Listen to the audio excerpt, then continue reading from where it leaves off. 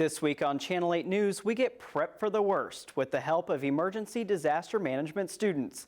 We look into Northwest's new food pantry, and we discuss the recent clown epidemic sweeping the nation. Channel 8 News starts right now.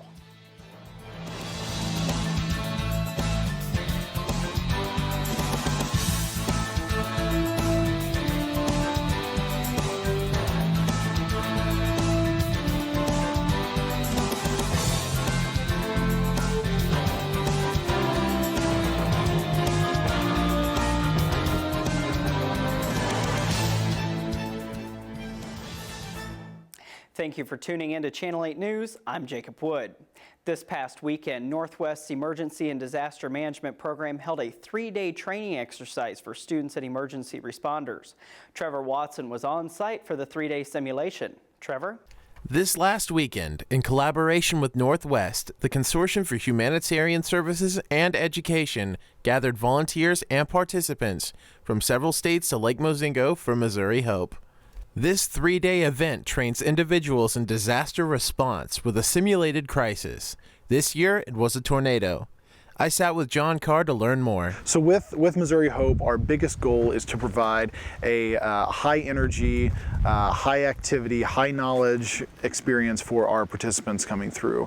We have folks from 4-year emergency management programs, 4-year nursing and healthcare programs, and all of them are coming together for this experience. So we've got everything out here from disaster search and rescue, disaster medical, we've got overwater rescue, we've got team building, and just a huge tasting plate of different things that we've got going on. This is the 4th year of MoHope, and as a nonprofit, the consortium has relied heavily on volunteer work to get to its current point. This year we have 23 partner agencies, we have around 100 staff members, we have 60 participants, which is double what we had on our first year, and overall with all the different toys and things that our friends from our local first responder agencies are bringing in, the exercise is valued at about $2 million. So I mean, growing from year 1 to now, it has been a fantastic growing experience. From Channel 8 News, this is Trevor Watson. Back to you. Thanks, Trevor. Clowns, clowns, and more clowns. That's been the talk all over social media in the Northwest campus this week. The Northwest campus is usually pretty calm and quiet until lately when the sun goes down and the clowns come up. An epidemic of scary clown sightings have been reported all over the U.S. the last 2 weeks, and it's caused quite the stir. We went out to University Police to see just how many sightings they've had reported. So far, our calls have really just involved suspicious activity or people who call in and just concerned about the national news or the news in Missouri. So right now, we've just been more as far as focused on what's going on. Students have taken to Twitter to express their concerns with University Police, but Colin says to report something, social media isn't the best way to go. We're here 24/7, 365. Give us a call if you have a question. We are on our social media quite a bit too, so that is an avenue. But like I said, if there's something suspicious or you fear for your safety, please give us a call because we'll have an officer in the area. Colin says University Police are doing everything in their power to make campus safe, but there are some things students need to keep in mind. It's not against the law to dress in a clown costume. It's close to Halloween, so some of that behavior is going to be expected this time of year. But if there's anything going on or if people don't feel comfortable or they're at all disrupting the learning, living environment, then we definitely want to know. We will make contact and remove as necessary. University Police are hoping this trend will eventually stop, but if you do see clowns on campus, they ask you not to approach the subject. Clown hunting is really not a sport here at Northwest, so just give us a call if there's something we can help you with, and if not, just be safe, not only for yourself but for others. If you see any suspicious activity on the Northwest campus, you're encouraged to call University Police at 660-562-1254. Stay tuned. After the break, we'll take a look at some philanthropy events on campus. Don't go away.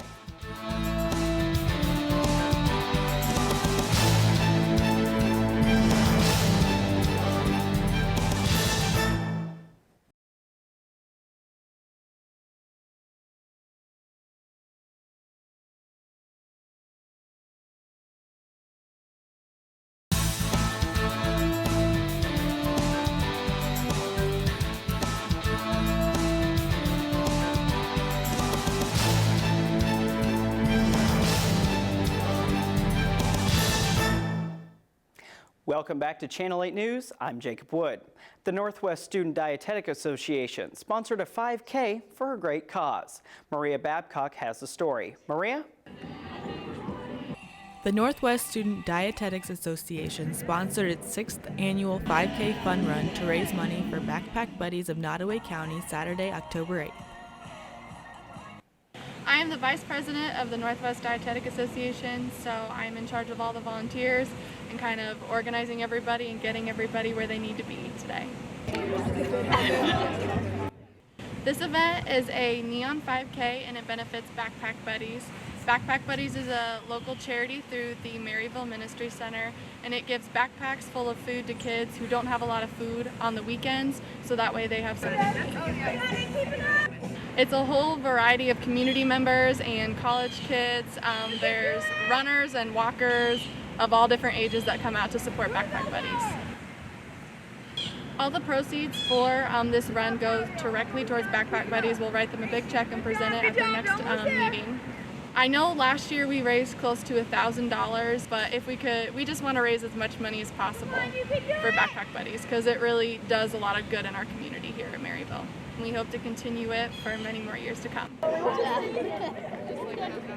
The Backpack Buddies program serves all public elementary schools in the county with meals for 288 children during the school year. This 5K helps to raise funds to provide children with a healthy breakfast, lunch, and snack each weekend.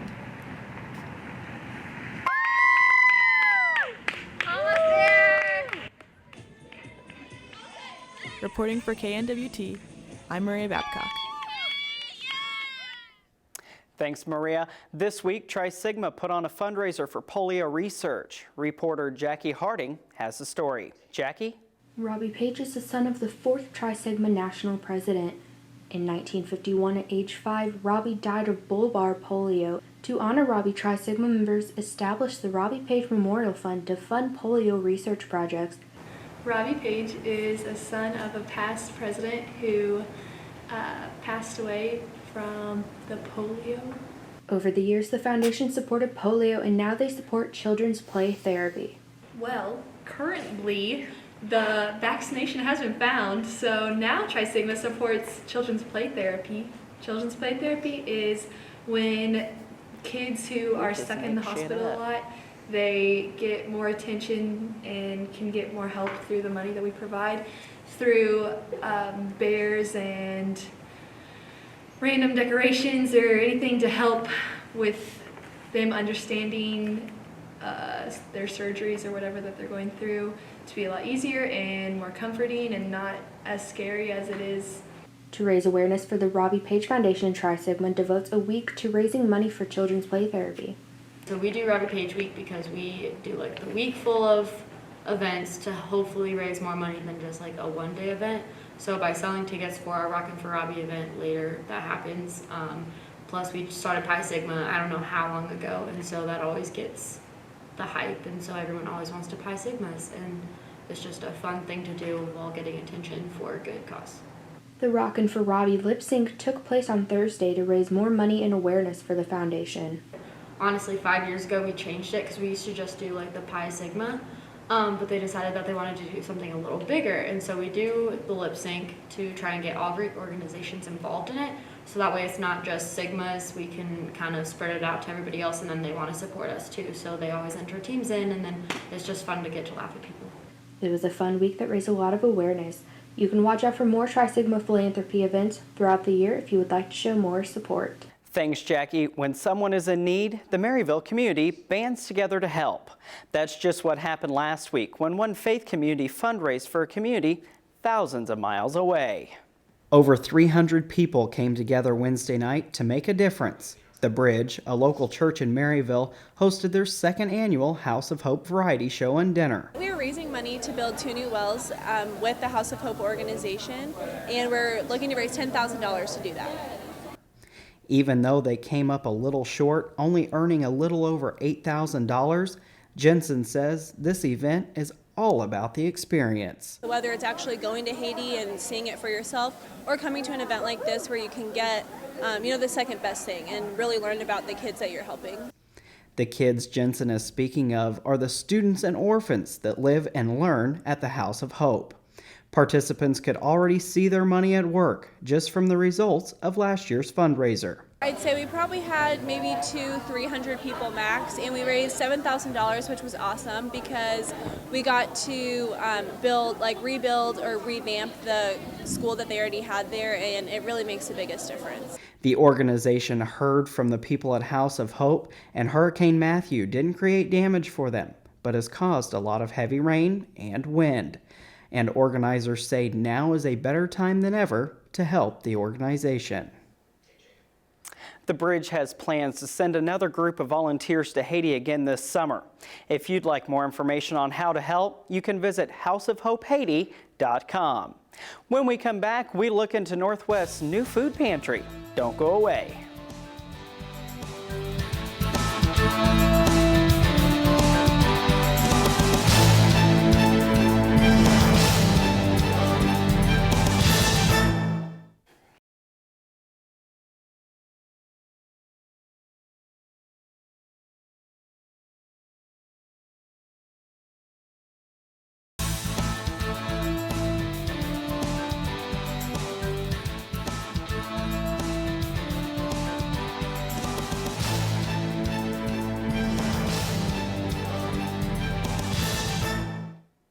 Welcome back to Channel 8 News. I'm Jacob Wood.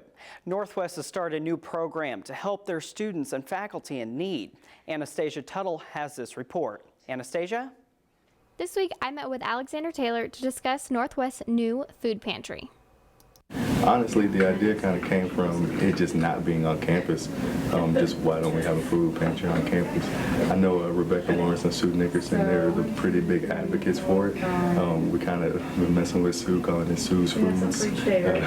But we're actually calling it right now the Pay It Forward Food Pantry. Monday, September 19th, we actually opened up the Pay It Forward Food Pantry, but we didn't largely publicize that too much. We wanted to do a grand opening on October 24th. That's the Monday of homecoming. The food pantry will be located in the Material Distribution Center, the MDC. It's adjacent to the University Police Department, and it will be accessible from 9 a.m. to 9 p.m. daily by contacting University Police. The pantry is open to any student or any employee who needs it. So we're looking to offer non-perishable food items such as canned goods, fruits, vegetables, boxed macaroni, cheese. We'll also offer some personal hygiene items, some deodorant, soap, laundry detergent, things like that. We'll also be accepting donations for the pantry at the Student Engagement Center and the J.W. Jones Student Union, and at the university's police department. We have bins set up in both of those areas, as well as monetary donations to support the food pantry, and it should be directed at Northwest Foundation. Taylor also gave insight into why the Northwest Food Pantry was created. The food pantry was created more so for students who are not residents for Nottoway County. I know that Ministry Center and places like that in the community, you have to be a resident to go get food and things like that from. But Northwest is not specifically for Northwest students. It's also for Northwest employees as well, and also community members who are not involved with Northwest. They can also come and get food. So pretty much what we wanted to do was we wanted just to provide a source of non-perishable items and just hygienic items that students can come and get, whether that be 9 a.m. in the morning or 9 p.m. at night. It's always there for something, whether they need a jar of peanut butter, or they need some candy corn or something like that, or they need a toothbrush. They know where to go get it at, and it's free of charge. And all you need is a Bearcat ID. And so you go into UPD, and there'll be somebody in the office, and you'll say, hey, can I go get some food out of the food pantry? And then you're going to swipe your ID card, and you're going to get 2 bags, and you can fill those 2 bags up to what you need. And we're going to just a quick weigh in just to see how much food that comes in and out, and then that's it.